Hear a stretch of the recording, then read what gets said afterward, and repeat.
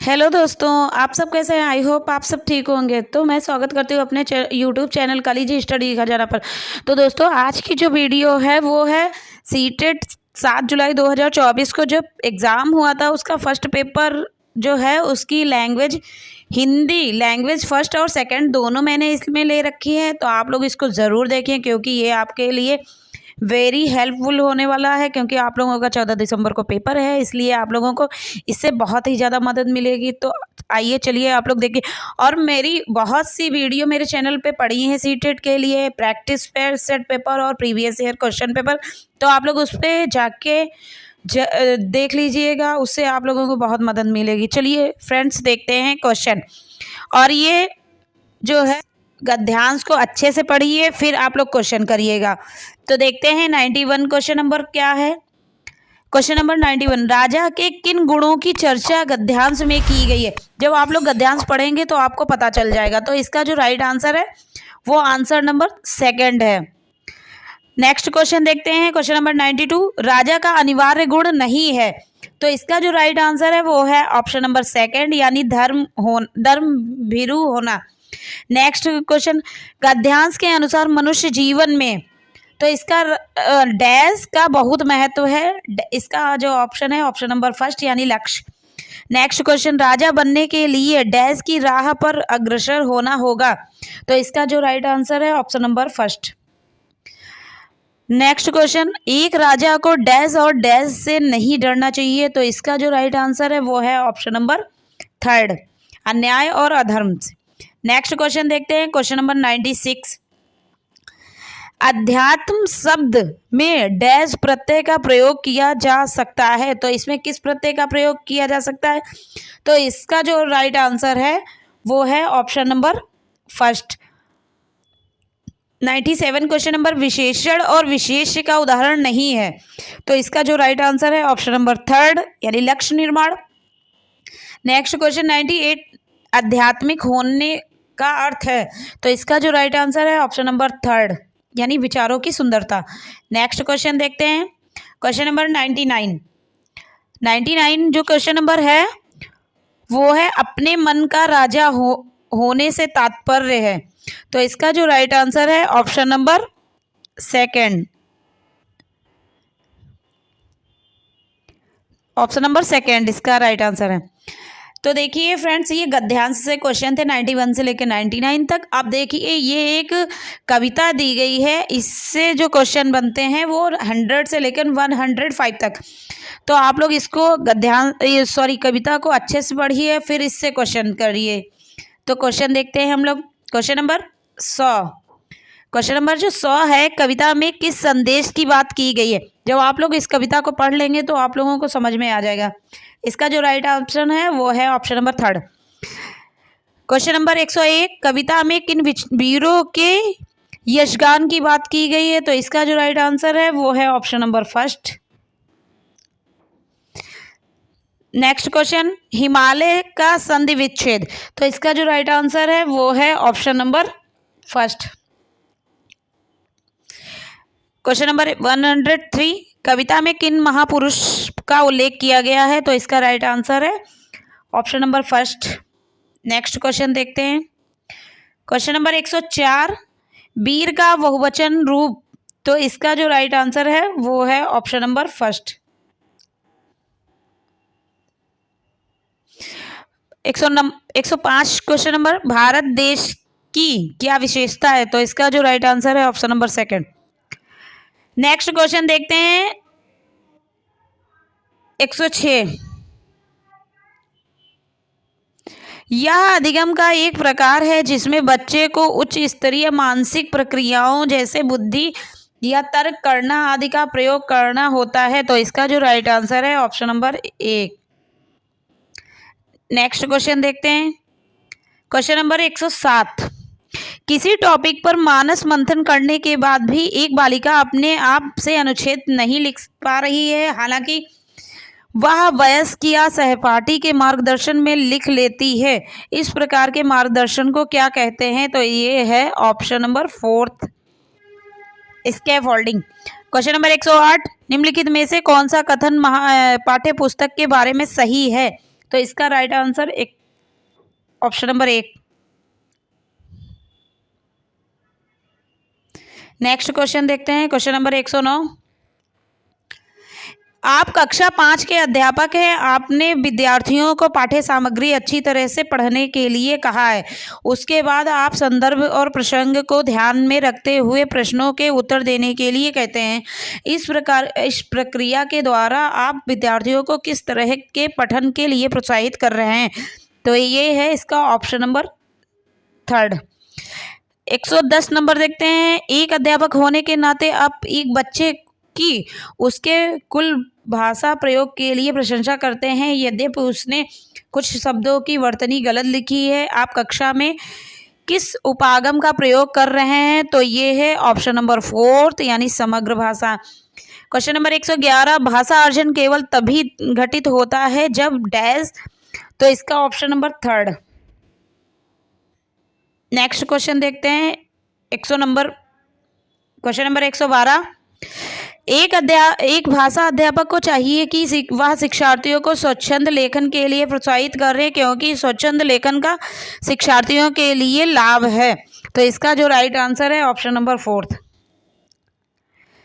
113 number. Dash तथ्यों से कहीं आगे जाकर अनुमान लगाने का तरीका। तो इसका जो राइट आंसर है ऑप्शन नंबर 3। Question number 114। कक्षा में मातृभाषा को स्थान ना देना किसी विधि की विशेषता है। तो ये ऑप्शन नंबर 3। नेक्स्ट क्वेश्चन देखते हैं, क्वेश्चन नंबर 115। भाषा अधिगम में निदानात्मक परीक्षण का उद्देश्य क्या है? तो इसका जो राइट आंसर है option number 2। Next question, question number 116। आप हिंदी भाषी अध्यापक हैं और आपकी नियुक्ति पंजाब के किसी प्राथमिक विद्यालय में होती है। अब चूंकि आप स्थानीय भाषा नहीं जानते हैं, तो आपको क्या करना चाहिए? तो इसका जो राइट आंसर है ऑप्शन नंबर 1। Question number 117। जब हम यह कहते हैं कि भाषा यादृच्छिक है, तो इसका तात्पर्य है ऑप्शन नंबर 2। Question number 118। व्याकरण पढ़ाने का निगमनात्मक उपागम अनुशंसा करता है कि हमें सबसे पहले डैश। तो ऑप्शन नंबर 1 सही है। Next question, question number 119। निम्नलिखित में से कौन सी कक्षाई अभ्यास विद्यार्थियों में मौखिक भाषा के विकास में मदद करेगा? तो इसका जो राइट आंसर है ऑप्शन नंबर 2। क्वेश्चन नंबर 120 और लास्ट क्वेश्चन है जो लैंग्वेज फर्स्ट का है। किसी पाठ्य सामग्री से विशिष्ट सूचना निकालने के लिए उद्देश्य से गहन पूर्वक या गहराई से उस पाठ्य सामग्री को पढ़ने का कौशल डैश बोध है। तो ये है ऑप्शन नंबर 1। तो देखिए फ्रेंड्स, ये हिंदी लैंग्वेज फर्स्ट के हम लोगों के क्वेश्चन थे। अब देखते हैं लैंग्वेज सेकंड हिंदी की।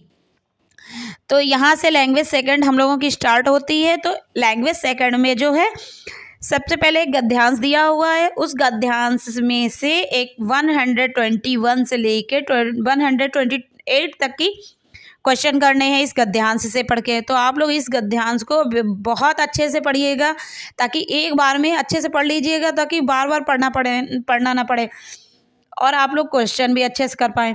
तो देखते हैं क्वेश्चन नंबर 121। वैश्विक में मूल शब्द तथा प्रत्यय है डैश। तो इसका जो राइट आंसर है ऑप्शन नंबर 1 इसका राइट आंसर है। Next question 122 number. उदारीकरण के कारण है। तो इसका ऑप्शन नंबर 4 राइट आंसर है। Question number 123। गद्यांश के अनुसार पर्यावरण संरक्षण का सबसे उपयुक्त उपाय है डैश। तो इसका जो राइट आंसर है ऑप्शन नंबर 4। Question number 124। गद्यांश के अनुसार संसाधनों के अंधाधुंध प्रयोग का प्रभाव डैश पड़ता है। तो इसका जो राइट आंसर है ऑप्शन नंबर 2। नेक्स्ट क्वेश्चन देखते हैं, क्वेश्चन नंबर 125। ग्लेशियर शब्द है dash.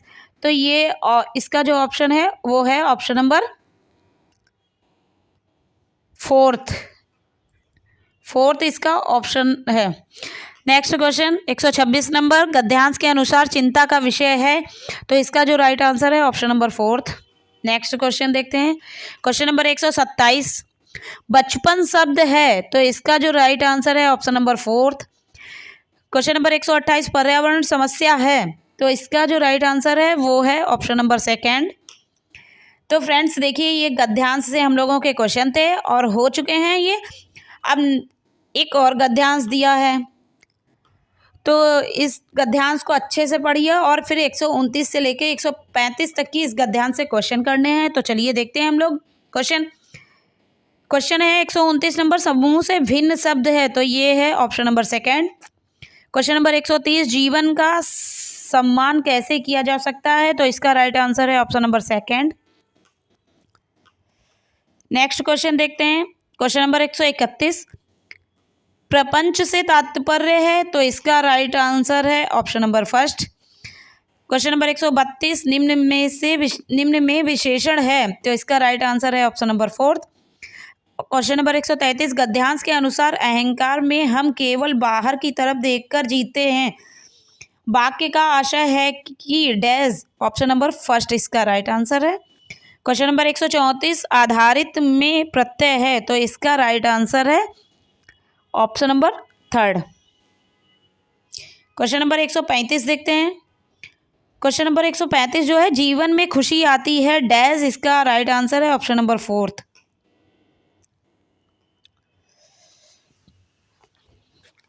Question number 136, question number 136 जो है इसका राइट आंसर है, यानी क्वेश्चन नंबर 136 देखते हैं, प्रदूषण टॉपिक पर पाठ्य योजना तैयार करते समय आपका पहला चरण क्या होगा, तो इसका जो राइट आंसर है वो है ऑप्शन नंबर थर्ड।